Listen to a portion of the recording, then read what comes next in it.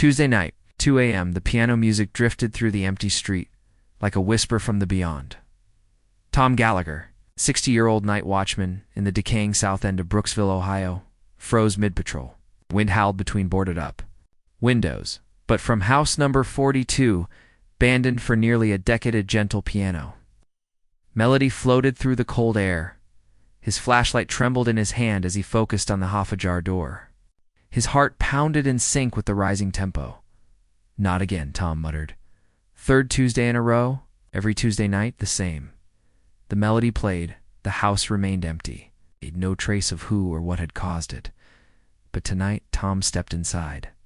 In the quiet town of Brooksville, Ohio, 10 years ago, the Blackwell Mansion stood like a proud monument to an era long gone, its towering white columns, ivy-wrapped balconies, and a wraparound porch that creaked softly in the summer breeze.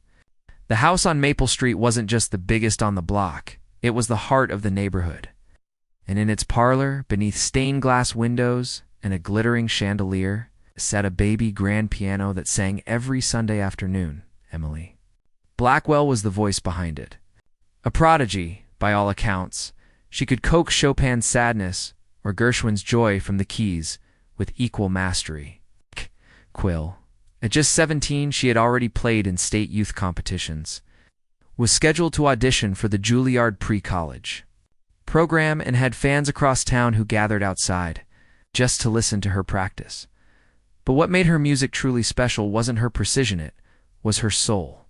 She didn't just play notes, she told stories. Each movement had emotion, a heartbeat. It was why Tom Gallagher, a local patrol officer at the time, would sometimes park just down the block and sit in silence, listening through his open window. During his off-duty hours, his daughter Grace, 15 then, had formed a tight bond with Emily. They were inseparable from the moment they met at a school concert. Though Grace wasn't a pianist, her interests leaned more toward sketching and poetry. She and Emily shared something deeper, a quiet understanding of the world, an unspoken language of observation and reflection. They would spend weekends sprawled across the Blackwell lawn, books in hand, or curled up in the parlor reading music theory and pretending to critique classical symphonies like seasoned professors. Sometimes Tom would drive them to the old record store downtown, where Emily would flip through vintage vinyls with the reverence of someone handling sacred texts. The Blackwells, however, were not as idyllic as they seemed. Charles Blackwell, Emily's father, was a stern, often aloof man. Rumors swirled about his business dealings, debt, land disputes, possible connections to loan sharks, but nothing was ever confirmed. Margaret, her mother, was kinder but distant, almost ghost-like in her presence.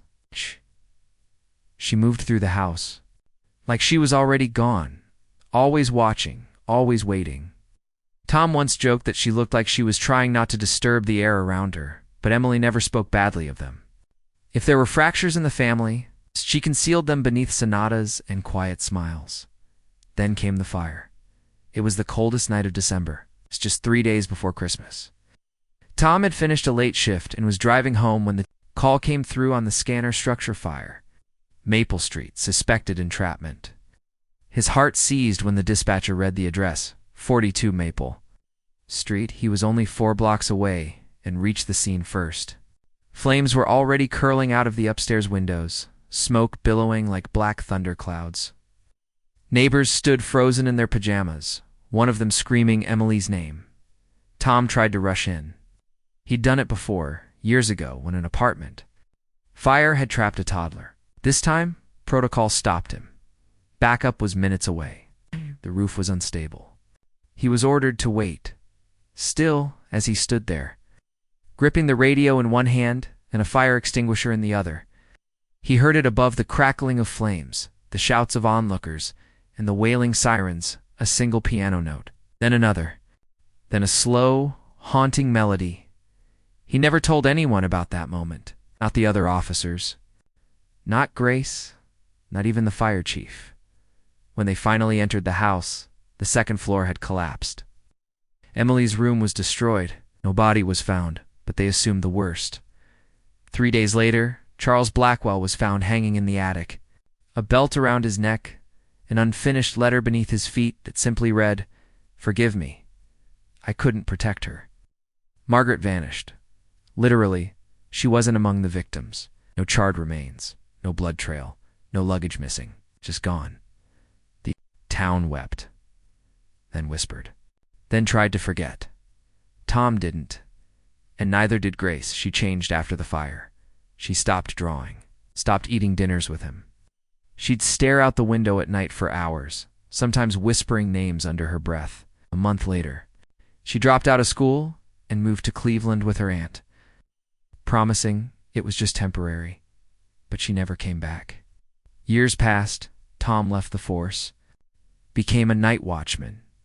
He liked the quiet. He told himself it was for stability, for the hours, for the peace. But in truth, it was penance. Every shift he patrolled the abandoned streets of South Brooksville. He passed by 42 Maple Street. Could never bring himself to look directly at the house. It loomed like an accusation he couldn't answer, until the music returned. The sound came like a breath caught in the throat of the night. Tom Gallagher stood still beneath a flickering street lamp, his flashlight beam pointed toward a rusted mailbox. He was on patrol, like every Tuesday night, walking the same cracked sidewalks of Brooksville's South End. But this time something was different. The air seemed charged, and then he heard it soft, fragile, impossibly familiar. A piano. Just a few notes at first. Not a melody yet. It's like someone warming up. He blinked hard, turning in the direction of the sound. It was coming from 42 Maple Street, the Blackwell house. A cold spike ran down his spine. He stood rooted to the spot, suddenly aware of how loud his own breathing sounded in the silence of the block. Nothing else moved. No wind, no dogs barking, no cars in the distance. Only the delicate plink of piano keys drifting from a place where no one should be. It stopped. Tom stared at the house across the street, where the curtains had long since rotted away, and vines curled into broken windows like fingers. That piano had been silent for 10 years, but he would never forget its voice. He took a slow step toward the sidewalk, then stopped. "It's nothing," he muttered, trying to ground himself. "You're tired. You skipped dinner. It's just wind and memory." He forced his feet to move, turned away, and resumed his route. But he didn't sleep that night, lying in bed. Tom stared at the ceiling fan spinning shadows across the walls. He could still hear the melody, not loud, but insistent. A simple four-note motif, like the opening of a lullaby. He remembered hearing it once before, just before the fire. Emily had been working on something original, she said. Something private. She never wrote it down, never played it for the public, just for Grace, just for herself. And now, a decade later, it had returned. He tossed in bed, sat up, stood, sat again. The digital clock blinked 3:17 a.m. in red. He poured a glass of water, then poured it out untouched. He tried turning on the TV, but the flickering screen felt like an insult to what he had heard. When morning came, he was no closer to understanding it. He told himself it was stress, a momentary break from reality. It's the kind that sneaks up on old men who have too many regrets and not enough distractions. But then Tuesday came again. This time, I waited for it. Tom had parked his car a block away from the house. No flashlight, no radio, just silence. The wind was colder than the week before, but he didn't feel it. At exactly 1:59 a.m., the first note sounded. This time it was clear, more confident. The melody rose slowly, unfurling like a blooming flower in the dead of night. There was no question now. Someone was playing the piano inside the Blackwell house. But how? He stepped closer, hugging the shadows. The curtains, they could still be called that, moved slightly in the window, but there was no light inside. No sign of power. The front porch sagged under age, and the old rocking chair remained still. He didn't go in, not yet. Instead, he recorded it. He pulled out his phone, hit voice memo, and held it up. Howling when the music ended, abruptly like... A hand lifted mid-sentence. He walked back to his car and drove straight home. But when he played the recording, nothing, no music. Just street noise and a faint hum. He played it again, Still silence. Had he imagined it? No, he was sure now. He could hum the entire first phrase, could still feel the echo of the notes in his chest. There was no question. Something or someone was inside that house, and they were calling out with Emily's song. Tom began researching the house. Again, property records showed it still belonged to the Blackwell estate. There had been no activity since 2013. No power registered, no repairs filed, no occupants or caretakers listed. He called city records and asked about trespassing complaints or disturbances. None. The town had written the place off as haunted long ago. Local kids told stories about ghosts and cursed music. Most avoided it altogether. But Tom knew better. He had once seen that house filled with light, with life. He had watched Emily and Grace laugh on that porch, had once eaten pie at that very dining table when the girls forced their parents into hosting a Thanksgiving pre-dinner. He knew that piano, and now it knew him. The following Tuesday, he didn't park a block away, parked in front. It was 1:52 a.m. when he stepped out into the cold. No flashlight, no weapons, just a notebook in his coat pocket and a pair of gloves. He waited at the edge of the lawn, watching the house like it might breathe. And at exactly 2 a.m. the music began again. But this time, it wasn't just a few notes. It was a full passage. Melancholic, introspective, delicate. He recognized the progression. It was the unfinished composition Emily once named to Grace. He hadn't heard it in 10 years. Not since the day before the fire. It was like stepping into a memory he didn't know he still had. Then the music stopped mid-phrase, leaving the silence to carry the weight of what had almost been said. Tom stepped onto the porch. The boards creaked beneath him. The doorknob was still rusted, still cold. But as he touched it, a shiver ran down his spine, not from fear, but from a terrible certainty he wasn't imagining it. Someone was in there. Someone who knew the melody. Someone who knew Grace. He stepped back, heart pounding. Next Tuesday, he decided he would open the door. Tuesday arrived cloaked in fog, the kind that blurred streetlights and made even familiar corners look unfamiliar. Tom Gallagher sat in his parked car across from the Blackwell house. The headlights off, engine idling low. 1:57 a.m., his hands were steady on the steering wheel, but his stomach felt like it had swallowed a stone. The last 2 Tuesdays had appended everything he thought he understood about that house, about Emily, about the past he had tried so hard to bury. Tonight he would face it at exactly 2 a.m. The first note floated through the mist. It was unmistakable soft. Minor key, then a gentle shift to something wistful. Recognized it immediately. It was the same unfinished piece. To Grace, the piano wasn't just playing music, it was telling a story. Tom opened the door and stepped into the night. The street was silent except for the distant rustle of tree branches. The houses around him were asleep, unaware that history was stirring across the street. He crossed the lawn slowly, each step sinking slightly into the damp grass as he reached the porch of 42 Maple Street. He paused. The house loomed like a memory too heavy to hold. Paint peeled from the columns. The windows were dark voids. Vines clung to the brick like scars. But the music was clearer now, coming from the front room. The same place he'd once sat sipping tea while Emily played. He reached for the doorknob, to his surprise. It turned easily. No creak, no resistance. It was as if the door had been opened.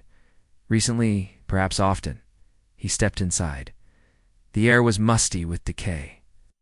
But layered beneath it was something else polish. Old wood, lemon oil, faint hints of wax. It didn't make sense.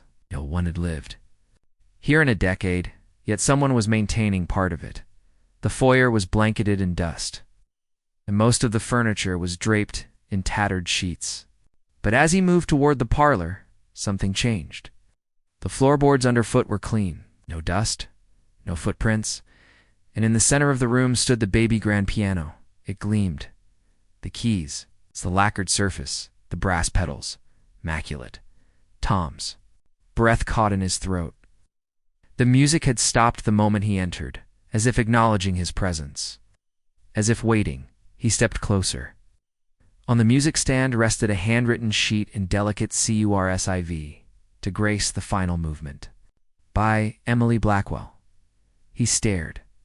The ink was fresh.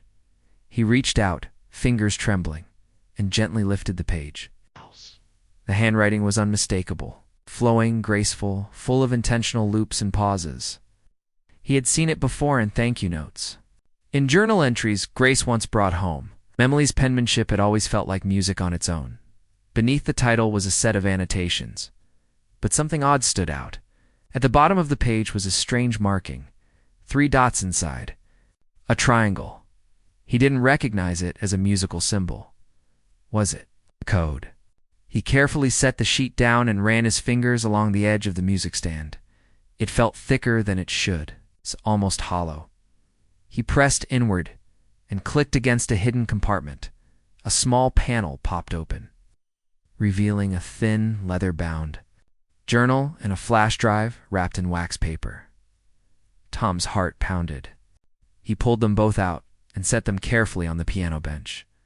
The journal's leather cover was cracked, but the inside pages were intact. The first few entries were clearly Emily's short reflections on music, sketches of unfinished phrases, and notes to Grace. Don't forget the bridge in G minors, the part that makes them cry. If you're reading this, it means someone found the house again. But halfway through the journal, the handwriting changed. Sharper, harsher, masculine, a different voice entirely. She's not dead. They took her. They wiped her memory. I failed her, but the music, she hid the truth in the music. Tom flipped pages, his fingers numb. It was Charles Blackwell, Emily's father. The entries turned darker confessions of debt, threats from men with hawk tattoos. Yes. And a plan Emily had made, to disappear, to leave behind pieces of the truth in the one place. No one would look inside her own music. He had to. Sit down. This wasn't a haunting. This was a message. Someone had been here, recently, leaving clues, keeping the music alive, and then he heard it, a soft creak. Not from the floor beneath him, from upstairs. His entire body tensed. The silence that followed was heavier than any sound. He wasn't alone. Tom stood slowly, ears straining. The house groaned faintly, but the creak had been sharp, intentional. A footstep. He looked around the room. No signs of forced entry. Nothing out of place. Whoever was here knew the space well. He turned toward the hallway. Hello, he called out, his voice low but firm. Is someone there? Silence, then another creak. Closer, he picked up the flashlight from his coat pocket and switched it on. The beam cut through the dust in the air as he moved toward the stairs. Step he took felt heavier than the last, as if the house itself resisted his presence. He stopped at the base of the staircase. The air had changed. Cooler, sharper, Grace. He whispered, without meaning to. The only answer was the sound of a door creaking shut on the second floor. Tom stood frozen at the bottom of the stairs, flashlight shaking slightly in his grip. The sound had been clear, door creaking shut. Upstairs, directly above the parlor, the same upstairs that was supposed to be abandoned. He turned his gaze to the staircase, narrow, carpetless, each step worn down by years of foot traffic and time. The shadows clung to the banister like cobwebs, the old wallpaper peeling and discolored in the beam of his light. Another faint creak above. Tom took a breath, then placed his foot on the first step. The house responded with a low groan. He climbed, slowly, trying to keep his breathing steady. With every step, the air grew colder, not just from lack of insulation, but from the weight of something unseen, something heavy with memory. The second floor opened into a narrow hallway, flanked by closed doors. Dust floated in the air. Catching in the beam of his flashlight like ash dot, to his left was Emily's old room. To the right, the master bedroom, where Charles Blackwell had taken his life 10 years ago. Tom hesitated at the landing. Then another sound, soft, barely audible, movement. He turned left toward Emily's door and pushed it open gently. The room was still burned, walls blackened, ceiling partially collapsed. Wow. Charred beams lay across the far corner, and the smell of old smoke still clung to the air. But there was something out of place, fresh footprints in the ash. Crossing the room toward the window, small, barefoot, recent. His heart pounded louder than his footsteps. In the window's narrow light, something glinted, ceramic mug set. Carefully on the sill, Tom crossed the room and picked it up, still warm. He stared at it in disbelief. Whoever had been here was still here? A sudden movement across the hallway caught his eye. A figure fast, slim, feminine, darted past the open doorway. Tom turned sharply. "Hey!" he shouted. "Wait!" The figure vanished through the master bedroom door. He raced out of Emily's room and down the hall, throwing the bedroom door open, only to find it empty, but not untouched. The bed had no dust. The covers were rumpled. The duffel bag lay partially unzipped on the floor. He approached slowly, scanning. Inside, a flashlight, a sketch pad, several folded music sheets. Oh, next to the bag on the nightstand sat a sketchbook, aged but intact. The leather cover was worn, its corners curled. Tom opened it, his breath caught. It was Grace's. Each page was filled with her drawings, detailed sketches of the Blackwell house. The piano, Emily's hands playing scales. But they weren't just memories. They were recent. One page showed the exact living room downstairs, with the hidden compartment in the piano exposed. Another showed a hallway with a shadowy figure standing at the end. The last drawing was haunting. A girl seated at a piano. In a pitch-black room, her back to the viewer, with the words "Find her" scratched beneath in pencil, and then came the voice. "Dad." He turned sharply. In the doorway stood a woman, hooded sweatshirt, jeans, hair tucked behind her ears. Her voice was soft, trembling, almost unsure of itself. It had been years, but there was no mistaking her. Grace. Her eyes welled with tears. "It's really you?" Tom's knees nearly buckled. He moved toward her, but she stepped forward first. And suddenly they were in each other's arms, the silence of 10 years broken by the sound of breathing and disbelief. "I thought I'd lost you," he whispered into her hair. "I thought you'd stopped looking," she replied, voice cracking. He pulled back. "Never. I just didn't know where to look." They stood like that for a moment, stunned by the reunion neither had expected. Then she pulled away, wiping at her face. "I heard the music too. That's how I knew that she was still reaching out." "Emily?" he asked. Grace nodded.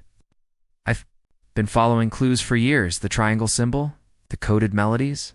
She buried them in her compositions. "Pieces scattered across the town. I only put it all together a few months ago." "And the journal?" he asked. "The flash drive? I left those," she said, "to see if anyone else would come.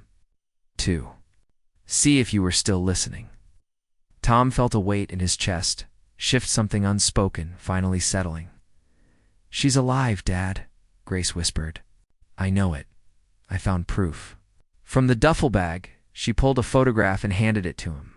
It was slightly bent, grainy photo taken near what looked like a warehouse. Two figures, one clearly Emily. Her distinct auburn curls tied back stood beside a man with a hawk tattoo on his neck. The image had a timestamp. Detroit. 6 months ago. Tom stared at it in disbelief. This can't be. She survived the fire. She escaped, but they found her. They've been keeping her hidden, maybe even medicated. There are places that take people like her, especially if there's money involved. Tom's voice was low. "We need to find her," Grace nodded. "Have the address. It's off the books. But we need to leave tonight." Tom looked around the room at the worn furniture, the ash-streaked floor, the photo in his hand. The house had given them everything it could. The next steps were outside. These walls. He looked at his daughter. "Let's go bring her home." The cold in Detroit bit deeper than the Ohio winter Tom and Grace had left behind.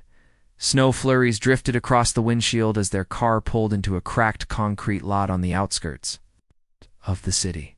Ahead loomed a plain 2-story structure.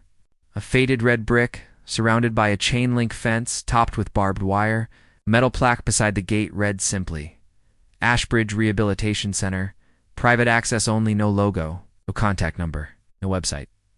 But Grace was sure. This is it, she murmured, holding the photo between gloved fingers. The truck in the back matches. The loading bay hasn't changed. Look at the graffiti, same smear above the exit sign.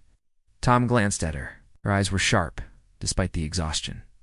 Determined, she had grown stronger than he remembered more. Like a detective than the daughter he had last tucked in over a decade ago. They stepped out into the snow. The wind cut through Tom's jacket, but he ignored it. The gate buzzed when they pressed the intercom. A woman's voice, filtered and metallic, answered, Ashbridge. Who's requesting access? Tom leaned forward. We're here about a patient, Elisa Boone, or Emily Blackwell. We believe she's in your care. A long pause, then wait there. It took 7 minutes before the gate creaked open. Inside, the air felt colder than outside. The entry smelled of antiseptic and metal-load medical-grade tile floors, scuffed thin, beige walls lit by dim LED panels. A receptionist with unreadable eyes and a clipboard met them without a smile. She's not listed under that name. The woman said flatly, But I know who you mean. She led them down a hallway with a gate that seemed to deliberate, like each step was part of a practiced routine. Every door they passed was closed, soundproofed. Tom heard faint humming through one, like someone singing a broken lullaby. They stopped in front of room 214. She plays the piano in there sometimes, the woman said, her voice suddenly quieter. Never speaks, rarely eats, but she plays. Tom and Grace exchanged a look. The woman opened the door. The room was clean, but barren. One bed, one wooden chair, and most surprisingly, a small upright piano in the corner. Its varnish scratched and worn. A young woman sat at the piano, her back to them, her fingers resting above the keys, not playing, not moving, just poised, as if frozen in a moment of indecision. Tom's heart caught in his throat. Her hair, once vibrant auburn, had darkened to a deep chestnut. Her shoulders were narrower, her spine looked tired, but her hands, you would have known those. Hands anywhere, Emily? Grace said, voice barely a whisper. The girl flinched. Her fingers dropped to her lap, and her head tilted slightly just enough to hear. Tom stepped closer. Emily. Grace and Tom, we found you. Slowly she turned. Her eyes met Grace's, first hesitant. Searching, Grace took a step forward, removing her gloves, trembling, then dash recognition. Emily's lips parted, her eyes filled with tears. Grace, she rasped. The name cracked like ice breaking. Grace rushed to her, kneeling beside the chair, cupping her friend's face. It's me. I'm here. We found you. You're safe now. Tom knelt too, emotion flooding his chest. We've been looking for you for 10 years. Emily stared at him, her gaze flickering with old memories trying to resurface. You were there, she whispered. Outside the fire. I played for you. I heard you, Tom said, choking. That night, I heard the last song.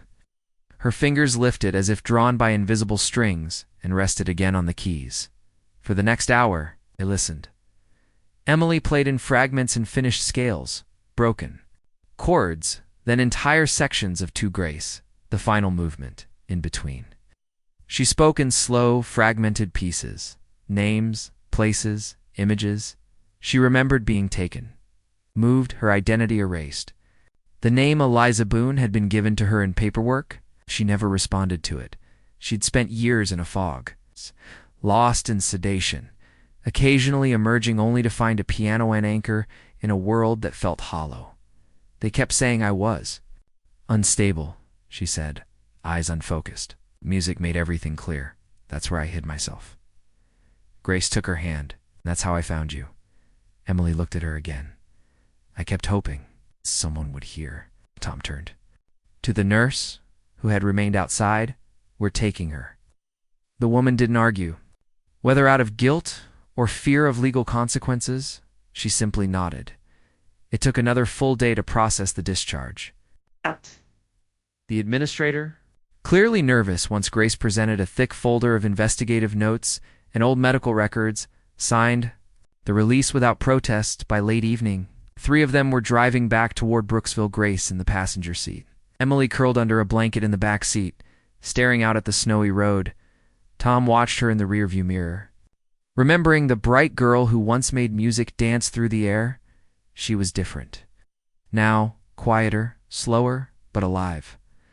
Whole, they arrived just past midnight. The Blackwell house stood waiting, untouched since the night Grace and Tom had left. Snow had coated the porch and steps again, covering their old footprints as if erasing the past one final time. Emily walked ahead of them, slowly, almost in a trance. She stepped onto the porch, placed her hand on the doorframe, and exhaled. Inside. The parlor had not changed. The baby grand piano sat quietly, its lid closed.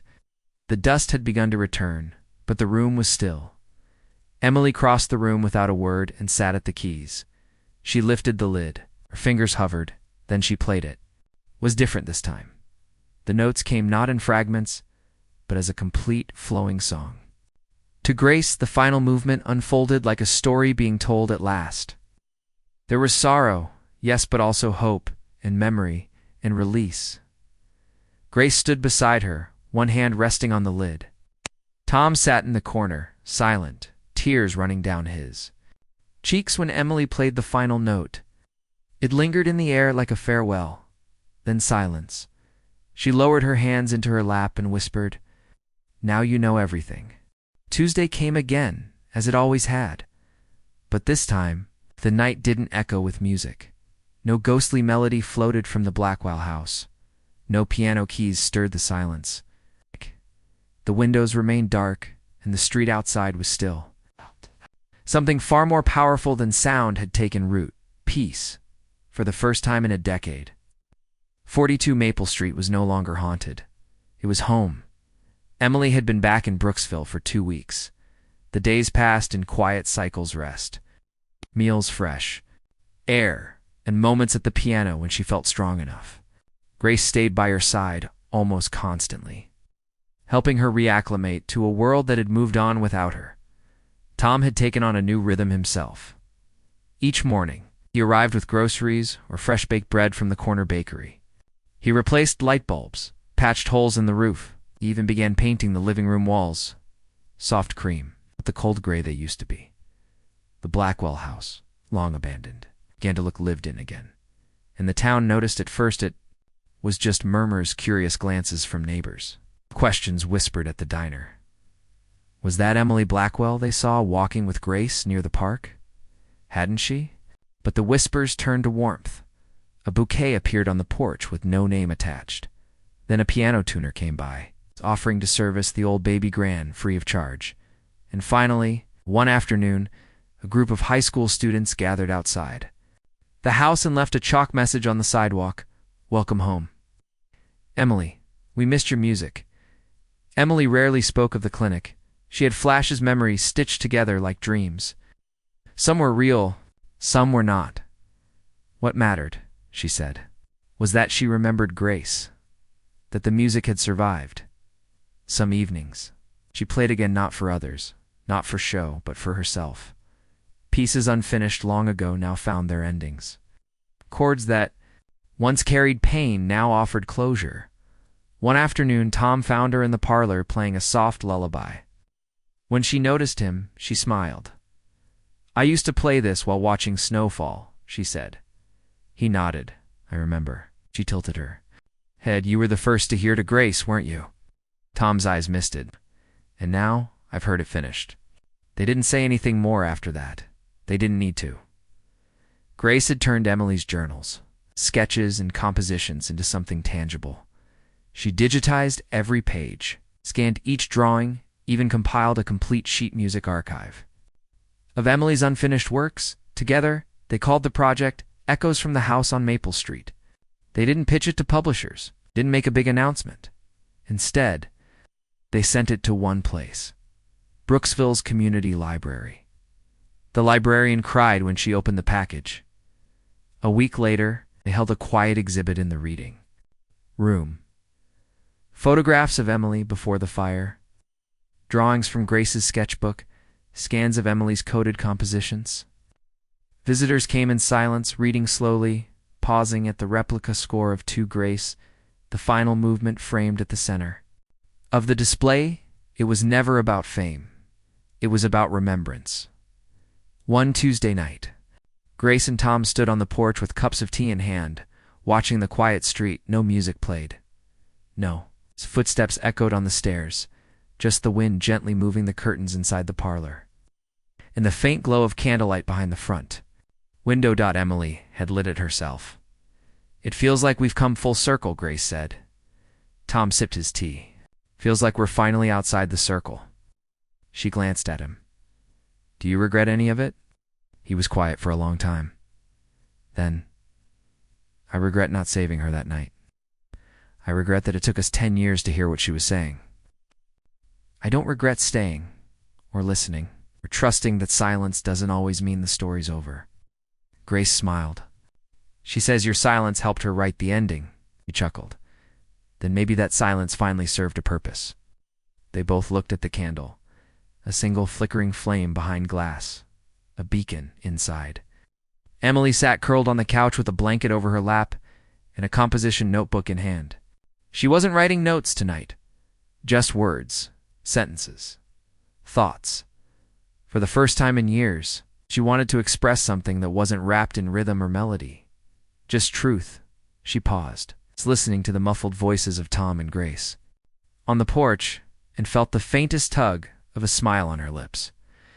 A decade ago, she had set fire to her home, believing it would be the last thing she ever controlled.